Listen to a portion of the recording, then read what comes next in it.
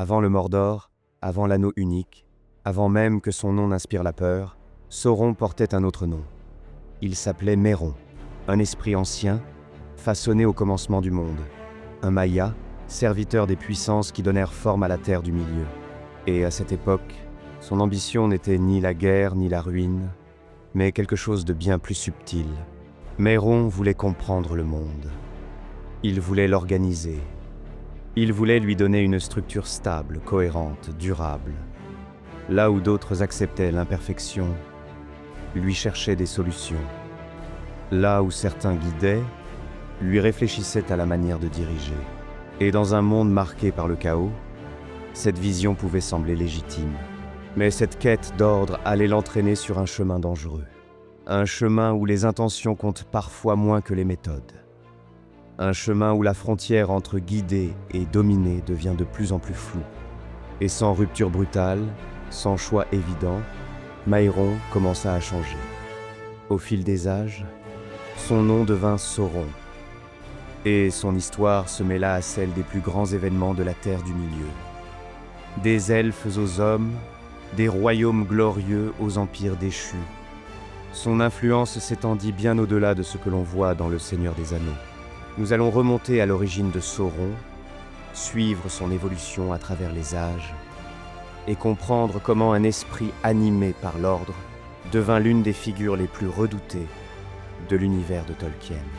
Non pour juger, mais pour comprendre. Car l'histoire de Sauron n'est pas seulement celle d'un ennemi, c'est celle d'un choix, d'une vision du monde et des conséquences qu'elle entraîne.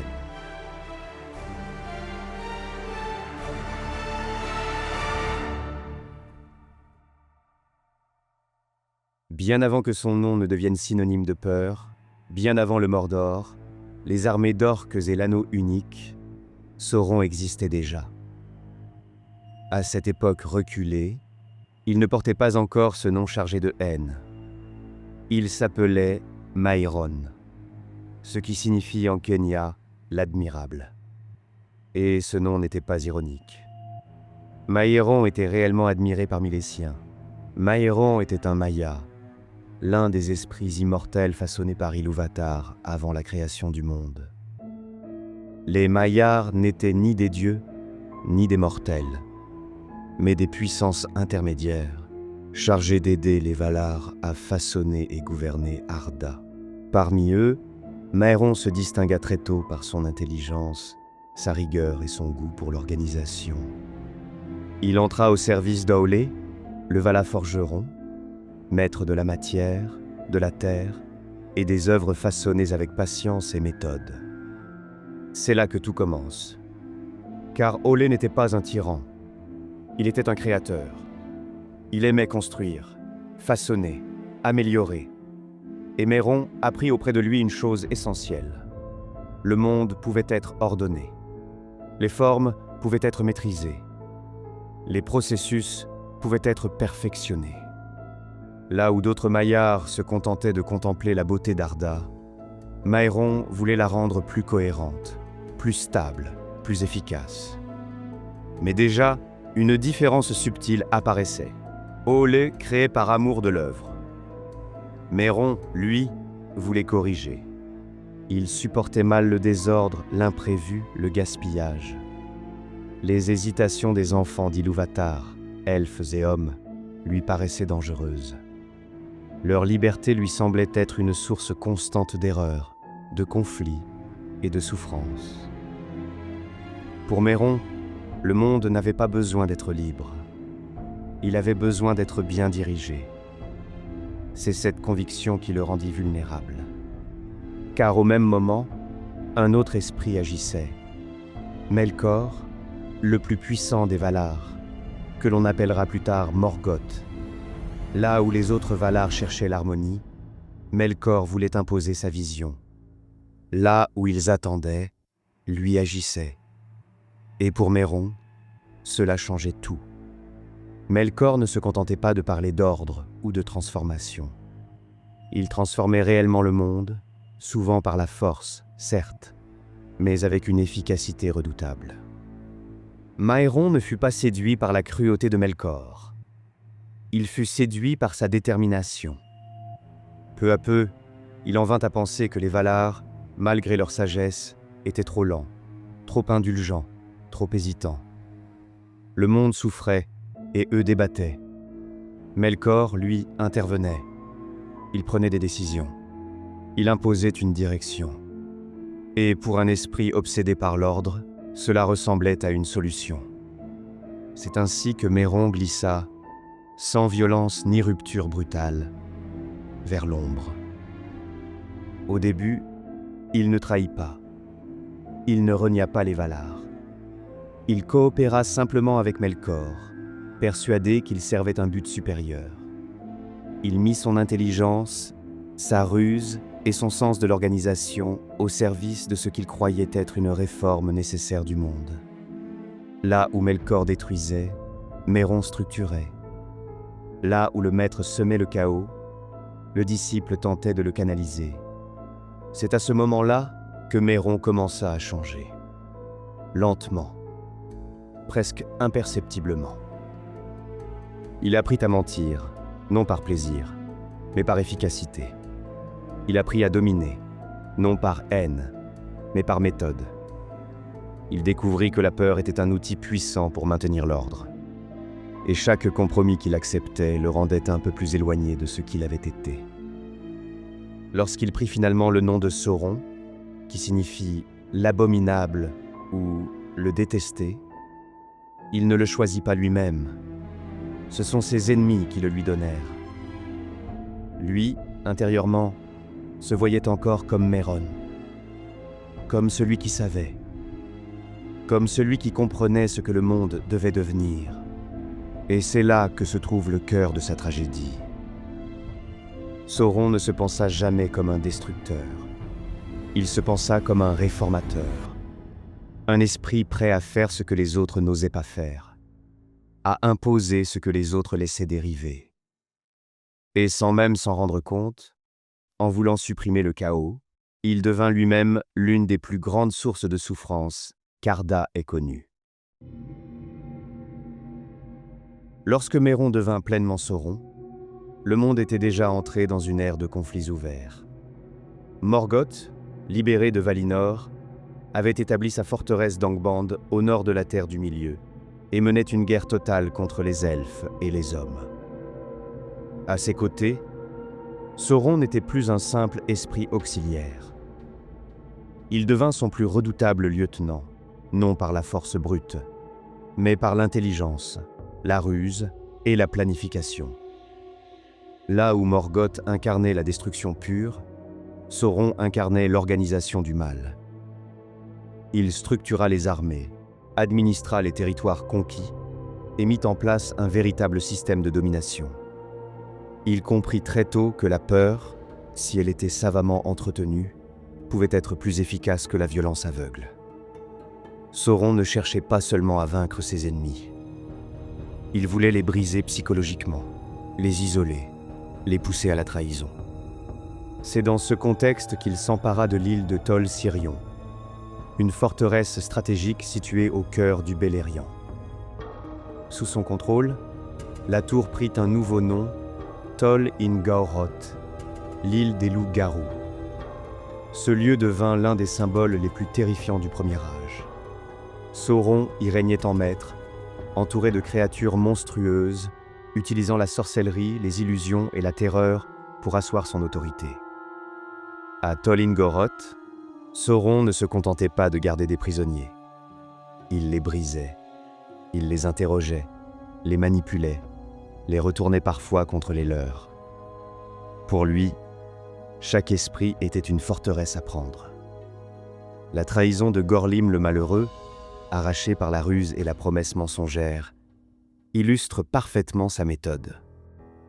Sauron ne se salissait pas toujours les mains. Il laissait les victimes faire le travail pour lui. Mais c'est lors de l'histoire de Beren et Lúthien que Sauron connut l'un de ses premiers grands revers.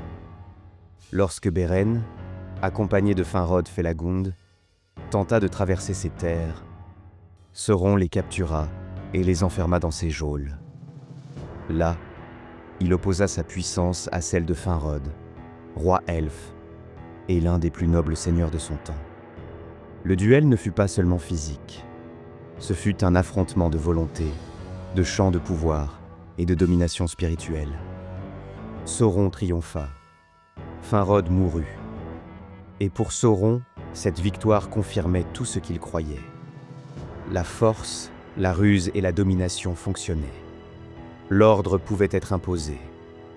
Mais cette certitude allait bientôt se fissurer, car Lúthien arriva. Ni armée, ni forteresse, ni terreur ne purent arrêter celle qui portait en elle une puissance différente, née non du contrôle, mais de l'amour et du sacrifice. Aidé de Huan, le grand chien de Valinor, Lúthien affronta Sauron directement. Et pour la première fois depuis longtemps, Sauron fut vaincu. Dépossédé de sa forme, chassé de sa forteresse, il dut fuir sous une apparence monstrueuse, abandonnant Tol Ingaoroth derrière lui. Cette défaite fut une humiliation profonde. Elle révéla une vérité que Sauron refusait d'accepter. Il existait des forces que l'ordre imposé ne pouvait pas maîtriser. Des forces imprévisibles, nées de la liberté et de la compassion, qui échappaient à ses calculs. Pourtant, même après cette chute, Sauron ne renonça pas. Lorsque Morgoth fut finalement vaincu lors de la guerre de la Grande Colère et enchaîné hors du monde, Sauron se retrouva seul. Pour la première fois, il dut faire face aux conséquences de ses choix. Les Valar lui offrirent alors une possibilité inattendue, un repentir, une chance de se rendre en Valinor et de répondre de ses actes. Ce moment est capital, car Sauron hésita réellement. Il comprit qu'il avait été trop loin. Il ressentit la honte, non pour le mal commis, mais pour l'idée d'être jugé, humilié, réduit à l'obéissance. Et cette peur fut plus forte que le désir de rédemption. Incapable de se soumettre, incapable d'accepter une autorité supérieure, Sauron refusa. Ce refus scella définitivement son destin. Plutôt que de revenir en arrière, il choisit de continuer seul, de devenir son propre maître, de reconstruire, non plus pour Morgoth, mais pour lui-même. À partir de cet instant, Sauron ne fut plus seulement le serviteur de l'ombre, il en devint l'héritier.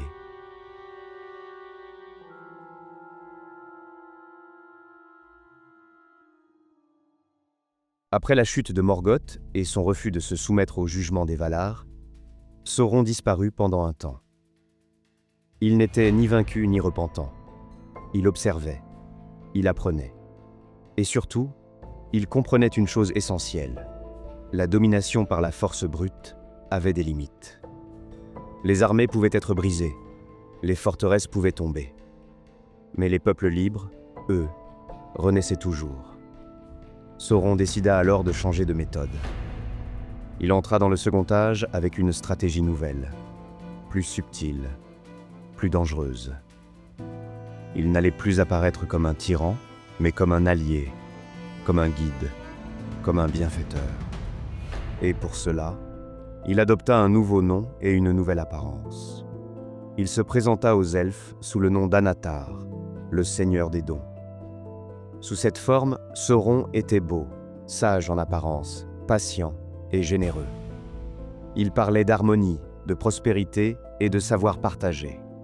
Il se montrait respectueux des traditions elfiques, admiratif de leur art et de leur longévité.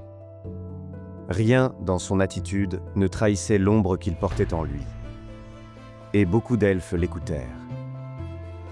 Il se rendit en Érégion, un royaume elfique prospère, célèbre pour son artisanat et sa maîtrise de la forge. Là vivaient les Gwaith Imirdain, la confrérie des forgerons de joyaux, dirigée par Celebrimbor, le petit-fils de Féanor. Celebrimbor était brillant, ambitieux et animé par un désir sincère de créer des œuvres capables de préserver la beauté du monde face au temps et au déclin. Anatar trouva en lui un esprit semblable au sien. Un esprit qui voulait réparer Arda. Sauron leur enseigna des techniques avancées, des secrets hérités de son ancien maître Aulé. Il parlait de canaliser le pouvoir, de le fixer dans des objets, de créer des artefacts capables de renforcer ceux qui les porteraient.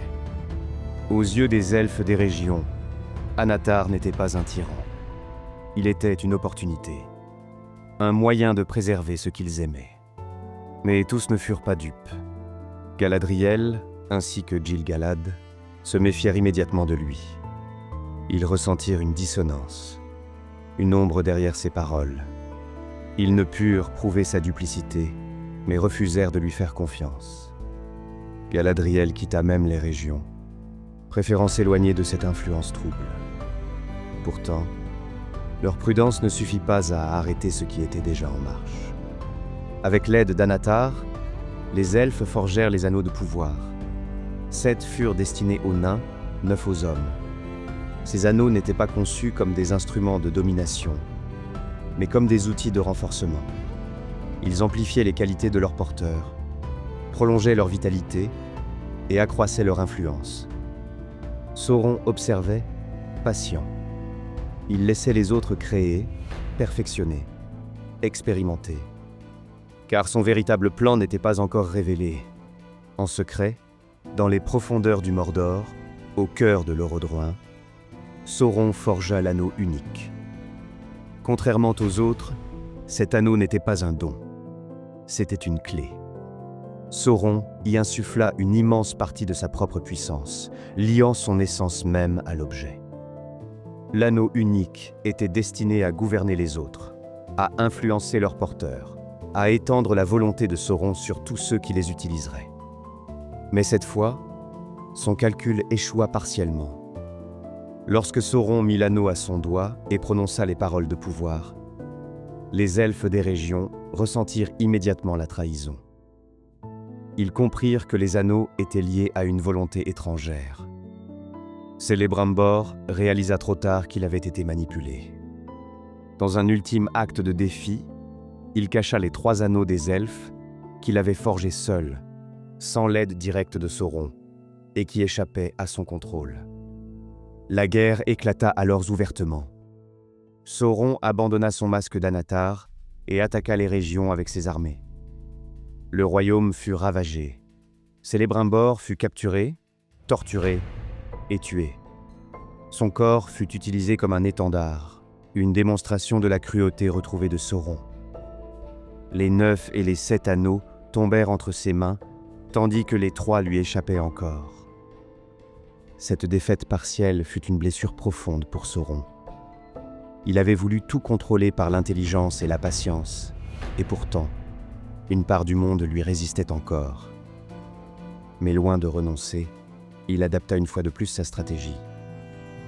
Les anneaux donnés aux hommes devinrent les instruments de leur chute, transformant leurs porteurs en Nazgûl, esclaves éternels de sa volonté. Les nains, plus résistants, ne furent pas dominés de la même manière, mais leurs anneaux attisèrent leur cupidité et leurs conflits. Anatar avait disparu. Sauron était revenu. Plus puissant, plus méfiant, et désormais convaincu qu'aucune alliance durable n'était possible sans domination totale. L'anneau unique fut l'œuvre la plus ambitieuse de Sauron, mais aussi la plus dangereuse. À ses yeux, il ne s'agissait pas simplement d'un artefact de pouvoir, mais de l'aboutissement logique de toute sa vision du monde. Sauron voulait un ordre parfait, stable, éternel. Et pour cela, il avait besoin d'un centre absolu, d'un point unique autour duquel tout graviterait. L'anneau unique devait être ce centre. Contrairement aux autres anneaux de pouvoir, forgés pour amplifier des qualités existantes, l'anneau unique avait une fonction bien plus profonde.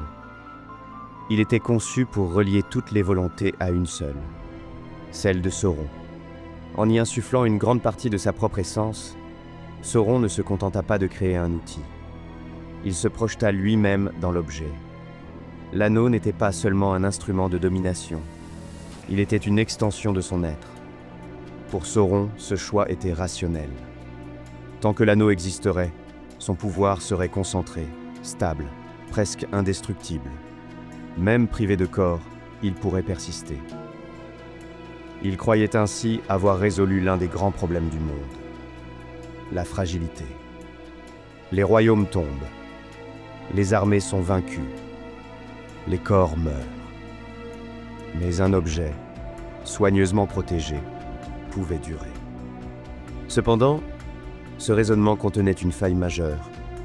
En liant son pouvoir à l'anneau, Sauron acceptait aussi une forme de dépendance. Il devenait incapable de se détacher totalement de cet objet.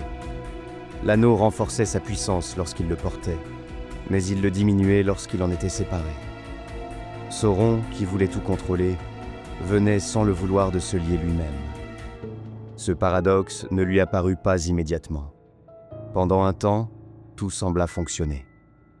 Les Nazgûl, esclaves des Neuf Anneaux, obéissaient sans faillir. Les royaumes des hommes s'affaiblissaient. La peur se répandait. L'anneau unique était la clé de voûte d'un empire invisible, une toile de domination tissée à l'échelle du monde. Mais Sauron commit une erreur fondamentale. Il projeta sa propre logique sur tous les êtres. Il croyait que chacun, face à l'anneau, chercherait à l'utiliser, à s'en servir pour gouverner, pour commander, pour imposer sa volonté. Il ne concevait pas qu'on puisse refuser un tel pouvoir, ou même envisager de le détruire. Pour Sauron, la domination était la solution naturelle. Il ne comprenait pas le renoncement. Cette incompréhension devint sa plus grande faiblesse. L'anneau unique attirait les ambitieux, les orgueilleux, les puissants. Mais il passait parfois inaperçu aux yeux des humbles. Et plus encore, il pouvait être porté sans être immédiatement utilisé. Cette idée n'effleura jamais l'esprit de Sauron. Dans sa vision du monde, le pouvoir appelait toujours le pouvoir. Lorsque l'anneau lui fut arraché lors de la dernière alliance des elfes et des hommes, Sauron ne disparut pas complètement. Son esprit survécut, mais privé de l'anneau, il se retrouva diminué, incapable de reprendre une forme corporelle durable. Son pouvoir, autrefois centralisé et cohérent, devint fragmenté. Il persista comme une volonté, une ombre, une présence diffuse, mais plus jamais comme un maître absolu. Et pourtant, même dans cette faiblesse, Sauron resta fidèle à sa logique. Il ne chercha jamais à se libérer de l'anneau. Il ne tenta jamais d'imaginer un monde sans lui. Toute son existence devint orientée vers un seul objectif, le récupérer. L'anneau unique n'était plus seulement un outil, il était devenu une obsession, presque une dépendance. À partir de ce moment, chaque décision de Sauron fut conditionnée par cette perte. Chaque stratégie, chaque mouvement, chaque guerre n'avait qu'un but: retrouver l'anneau, reconstituer son pouvoir, reprendre le contrôle. Et c'est cette fixation qui l'empêcha de voir ce qui se préparait dans l'ombre. Car pendant qu'il scrutait les puissants, les rois et les armées, l'anneau suivait un chemin bien différent. À l'apogée de sa puissance au Second Âge, Sauron dominait une grande partie de la Terre du Milieu. Ses armées étaient innombrables, ses forteresses imprenables, et la peur de son nom s'étendait bien au-delà du Mordor. Pourtant, malgré cette force colossale, une puissance lui résistait encore. Une île lointaine, riche, avancée, peuplée d'hommes presque aussi longs vivants que les elfes. Núménor. Les Núménoréens étaient les descendants des hommes qui avaient combattu Morgoth aux côtés des elfes durant le Premier Âge. En récompense, les Valar leur avaient accordé une île magnifique, une longévité exceptionnelle et une prospérité sans égale. Leur flotte couvrait les mers, leurs armées étaient disciplinées, et leur savoir dépassait celui de tous les autres royaumes humains. Face à eux, même Sauron devait reconnaître une réalité simple. Il ne pouvait pas les vaincre par la force. Mais Sauron n'avait jamais compté uniquement sur la guerre. Lorsque le roi Ar-Pharazôn, orgueilleux et avide de gloire, débarqua en terre du milieu à la tête d'une armée si vaste que même les serviteurs de Sauron furent saisis de peur. Sauron prit une décision qui surprit tout le monde. Il se rendit volontairement, sans combattre, sans résister. Il accepta d'être emmené prisonnier à Númenor. Ce geste ne fut pas une défaite. Ce fut l'un de ses plans les plus audacieux. À Númenor, Sauron ne fut pas enchaîné dans un cachot obscur. Il fut observé, interrogé, écouté. Et très vite, il comprit la faille de ce peuple pourtant si puissant. Les Núménoréens craignaient la mort. Ils enviaient l'immortalité des elfes et redoutaient la fin de leur existence, même prolongée. Sauron exploita cette peur avec une précision implacable. Il parla d'immortalité. Il parla de liberté face aux Valar. Il parla d'un monde où les hommes ne seraient plus soumis aux lois imposées par d'autres. Peu à peu, il gagna la confiance du roi. Puis il devint son conseiller. Puis il devint sa voix la plus écoutée. Sauron ne gouvernait pas Númenor par la force. Il gouvernait par l'influence. Il détourna le peuple des anciens cultes. Il ridiculisa la vénération des Valar. Il introduisit le culte de Morgoth, non comme un retour au mal, mais comme une rébellion légitime contre l'autorité divine. Sous son influence, Númenor changea. Les temples furent bâtis, les sacrifices commencèrent, et la peur de la mort se transforma en haine de ceux qui semblaient l'avoir vaincu. Finalement, Sauron poussa Ar-Pharazôn à commettre l'irréparable. Il le persuada que la seule manière d'obtenir l'immortalité était de la prendre par la force. D'envahir Valinor, le pays des Valar, et de s'emparer de ce qui leur avait été refusé. Aveuglé par l'orgueil, le roi leva la plus grande armée jamais rassemblée par les hommes et mit le cap sur l'ouest. Mais cette fois, Sauron avait sous-estimé une chose.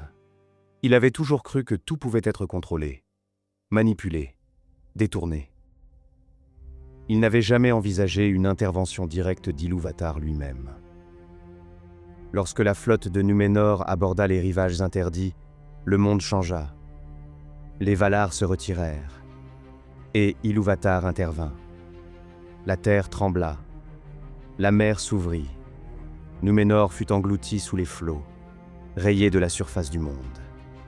L'île disparut, l'armada fut détruite, et Ar-Pharazôn fut enseveli avec ses hommes, prisonnier à jamais dans les cavernes du monde.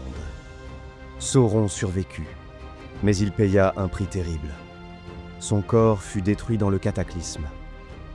Son apparence séduisante, qu'il avait utilisée comme arme pendant des siècles, fut perdue à jamais. Désormais, il ne pourrait plus jamais prendre une forme belle ou trompeuse. Il retourna en terre du milieu comme une ombre de lui-même, enfermé dans une forme sombre, massive et terrifiante. Sa victoire avait été totale, mais elle l'avait défiguré. Númenor était tombé. Les Valar avaient été défiés. Les hommes avaient été corrompus. Et pourtant, Sauron venait de perdre son arme la plus précieuse, la capacité de séduire ouvertement. À partir de cet instant, il ne serait plus jamais Anatar. Il serait seulement le Seigneur des Ténèbres. Après la chute de Númenor et la perte définitive de sa forme séduisante, Sauron retourna en terre du milieu profondément changé. Il n'était plus le manipulateur élégant qu'avaient connu les elfes des régions. Il était désormais une présence sombre, pesante, terrifiante. Mais malgré cette transformation, son objectif demeurait inchangé. Imposer l'ordre au monde, coûte que coûte. Face au royaume fondé par les survivants de Númenor, Gondor et Arnor, Sauron choisit une nouvelle fois la confrontation directe. La guerre éclata, et les forces des elfes et des hommes s'unirent lors de la dernière alliance. Après des années de combat, les armées de Sauron furent repoussées jusqu'aux portes de Barad-dûr. Acculé, le Seigneur des Ténèbres sortit enfin de sa forteresse pour affronter ses ennemis. Ce fut sa plus grande erreur. Sur le champ de bataille, Sauron était encore redoutable. Mais lorsqu'Isildur trancha le doigt qui portait l'anneau unique, tout s'effondra. En un instant, Sauron perdit la plus grande partie de sa puissance.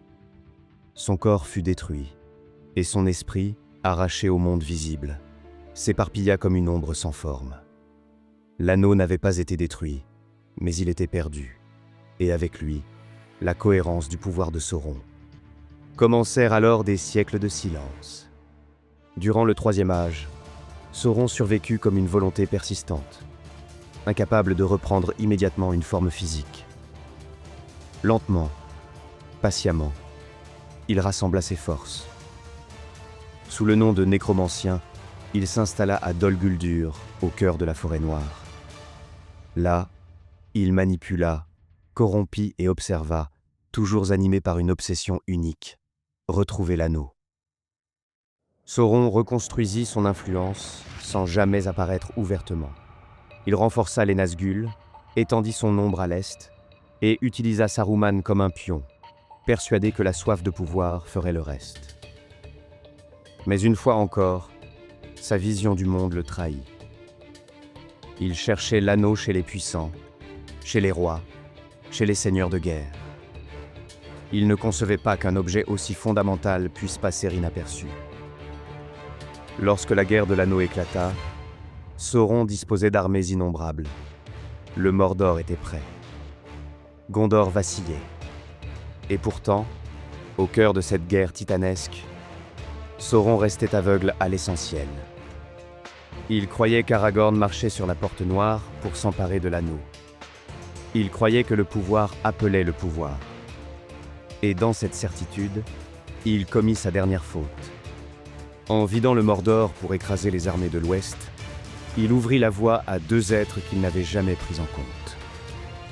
Deux hobbits, petits, discrets, insignifiants à ses yeux. Lorsque l'anneau fut détruit dans les flammes de l'Orodruin, l'esprit de Sauron tenta une dernière fois de s'élever, immense et terrible, mais déjà vidé de sa substance. Puis il se dissipa, incapable de se reconstruire. Le Seigneur des Anneaux était vaincu, non par la force, mais par l'échec de sa vision du monde. Ainsi s'achève l'histoire de Sauron, non comme celle d'un tyran caricatural, mais comme celle d'un idéal dévoyé, d'un ordre devenu oppression, et d'un esprit qui voulut tout contrôler, sauf la seule chose qui échappe à toute domination, le choix.